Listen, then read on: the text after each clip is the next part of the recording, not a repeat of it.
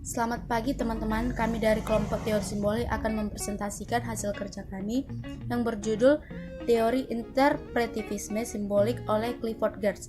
Clifford Geertz lahir di San Francisco, California pada tanggal 23 Agustus tahun 1926. Clifford Geertz lulusan Antioch College, Ohio pada tahun 1950. Kemudian lulus di Harvard University tahun 1956. Ia seorang ahli antropologi budaya. Untuk meraih gelar doktor di Harvard, ia melakukan riset di Mojokerto tentang masyarakat multiagama dan multiras.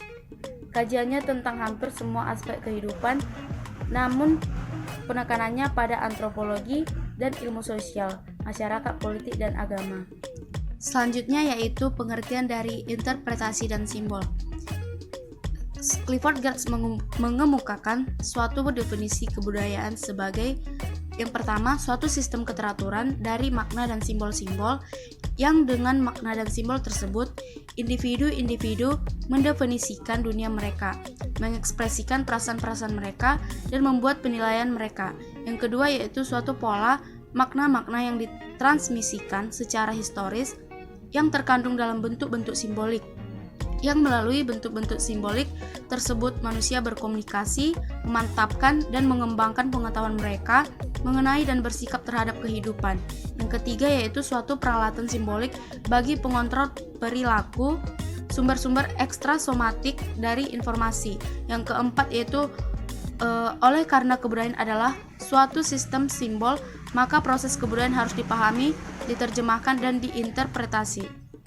Bahasa simbolik dari kebudayaan adalah publik, dan oleh sebab itu, peneliti tidak boleh berpura-pura telah memperoleh pengetahuan yang mendalam mengenai sudut-sudut dalam pemikiran individu.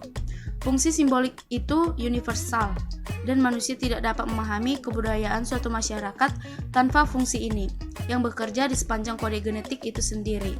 Jadi manusia berarti kebudayaan. Baiklah, nama saya Dwi Ranasari. Di sini saya akan membahas mengenai latar belakang lahirnya teori interpretivisme simbolik ini. Teori interpretivisme simbolik dalam perkembangannya, pandangan interpretif seringkali dihubungkan dengan konsep simbol, terlebih setelah Geertz mengembangkan versi pendekatan interpretatifnya sendiri.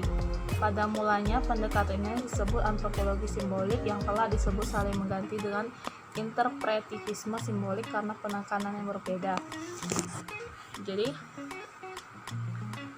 simbol itu adalah objek, kejadian, bunyi bicara atau bentuk-bentuk tertulis yang diberi makna oleh manusia. Pada umumnya setiap manusia menggambarkan perasaannya berkomunikasi melalui bahasa, tetapi Geertz memandang bahwa dalam menyampaikan perasaan atau berkomunikasi tidak hanya menggunakan bahasa ataupun interaksi secara fisik, tetapi manusia juga berkomunikasi melalui tanda dan simbol dalam banyak hal seperti lukisan, tarian, musik, arsitektur, mimi wajah, gerak-gerik, postur tubuh, perhiasan, pakaian, ritus agama, kekerabatan, nasionalis, tata ruang, pemilikan barang, dan banyak lagi lainnya. Manusia dapat memberikan makna kepada setiap kejadian, tindakan, atau objek yang berkaitan dengan pikiran, gagasan, dan emosi. Persepsi tentang penggunaan simbol sebagai salah satu ciri signifikan manusia menjadi sasaran kajian yang penting dalam antropologi dan disiplin-disiplin lain. Selanjutnya tentang asumsi dasar. Antropologi interpretatif menggunakan asumsi dasar bahwa manusia adalah animal simbolik atau makhluk yang memiliki kemampuan memainkan simbol. Perilaku manusia bersifat simbolik. Lingkungan manusia juga bersifat simbolik. Oleh karena itu, kebudayaan tidak lain menggunakan simbol, sistem simbol. Anggota masyarakat saling membagikan suatu sistem simbol dan makna yang disebut dengan kebudayaan. Kebudayaan disebut juga dengan teks, di mana kerja antropologis adalah menafsirkan tafsiran masyarakat atas teks tersebut. Manusia adalah penyebar dan penghasil sistem tanda dan simbol untuk menanamkan pesan-pesan dan pengetahuan melalui interaksi. Tujuan kaum interpretatif adalah mempelajari, meneliti proses di mana orang memberikan makna kepada dunia perilaku di dalamnya. Kelas saya selanjutnya akan membahas mengenai interpretivisme simbolik sebagai paradigma. Saya bacakan di kota pertama, antropologi simbolisme atau seringkali juga disebutkan antropologi interpretatif atau antropologi humanistik berupaya mengorientasikan kembali antropologi kebudayaan dari strategi menemukan eksplanasi kausal bagi perilaku manusia menjadi strategi untuk menemukan interpretasi dan makna dalam tindakan manusia. Yang di kota kedua, menurut pendekatan interpretivisme simbolik adalah objek, kejadian, bunyi bicara, atau bentuk-bentuk tertulis yang diberi makna oleh manusia. Jadi yang di kota pertama ini adalah paradigma, sebelumnya yang tadi di latar belakang disebut antropologi simbolik. Jadi paradigma ini mengidentifikasi sebab atau latar belakang umum dari suatu kejadian atau praktik sosial. Sedangkan Grotz tadi yang memandang bahwa di paradigma interpretivisme simbolik ini berusaha menemukan penggambaran serta makna dari suatu kejadian atau praktik sosial. Selanjutnya yaitu konsep teori interpretatif simbolik, yaitu dibagi menjadi 3. Yang pertama, kebudayaan sebagai sistem kognitif atau pengetahuan, dan yang kedua, kebudayaan sebagai sistem nilai atau evaluatif, dan yang ketiga, kebudayaan sebagai sistem simbol. Perbedaan interaksi simbolik dengan interpretatif simbolik. Teori interaksi simbolik berusaha memahami manusia dari sudut pandang subjek. Perspektif ini menyatakan bahwa perilaku manusia harus dilihat sebagai proses yang memungkinkan manusia membentuk dan mengatur perilaku mereka dengan mempertimbangkan ekspektasi orang lain yang menjadi mitra interaksi mereka. Interaksi simbolik adalah suatu aktivitas yang merupakan ciri khas manusia, yakni berkomunikasi atau pertukaran simbol-simbol yang diberi makna, bahwa individu dapat ditela dan dianalisis melalui interaksinya dengan yang lain. Sedangkan antropologi simbolik berlaku atas dasar konsep bahwa manusia adalah hewan pertama pencari makna yang menggunakan simbol. Interpretatisme simbolik adalah kajian mengenai istilah-istilah dasar yang dengannya kita memegang diri kita sendiri sebagai manusia dan sebagai anggota masyarakat, dan mengenai bagaimana istilah-istilah dasar ini digunakan oleh manusia untuk membangun suatu metode kehidupan diri mereka sendiri. Interpretatisme simbolik memandang penting emik dari kepentingan data itu sendiri. Kita membahas mengenai contoh teori interpretatif simbolik pada kehidupan sehari-hari. Di sini saya mengambil mengenai makna simbolik pada makanan. Makanan merupakan sesuatu yang pokok dalam hidup. Makanan juga penting bagi pergaulan sosial. Jika tidak ada cara-cara di mana makanan dimanipulasikan secara simbol untuk menyatakan persepsi terhadap hubungan antara individu-individu dan kelompok-kelompok, maka akan sulit menggambarkan kehidupan sosial menurut pandangan Foster dan Anderson pada tahun 1986 pada halaman 317. Menurut pendekatan interpretivisme simbolik, simbol adalah objek, kejadian, bunyi, bicara, atau bentuk-bentuk tertulis yang diberi makna oleh manusia. Manusia dapat memberikan makna kepada setiap kejadian, tindakan, atau objek yang berkaitan dengan pikiran, gagasan, dan emosi. Dalam kaitannya dengan makanan, setiap masyarakat memberikan makna simbolik terhadap sesuatu makanan. Di dalam hampir semua masyarakat, makanan berfungsi sebagai alat mengadakan interaksi sosial. Yang selanjutnya, Foster dan Anderson mengungkapkan tentang peranan simbolik dari makanan, yaitu yang pertama, makanan sebagai pernyataan adanya simbol. Pada semua masyarakat, kebiasaan memberi makanan dan minuman adalah suatu pernyataan cinta dan kasih atau persahabatan.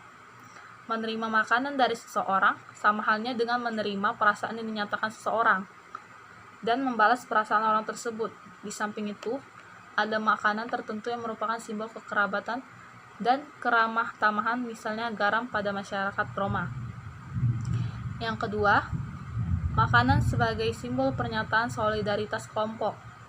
Kita mengenal makanan sebagai alat untuk memelihara hubungan keluarga.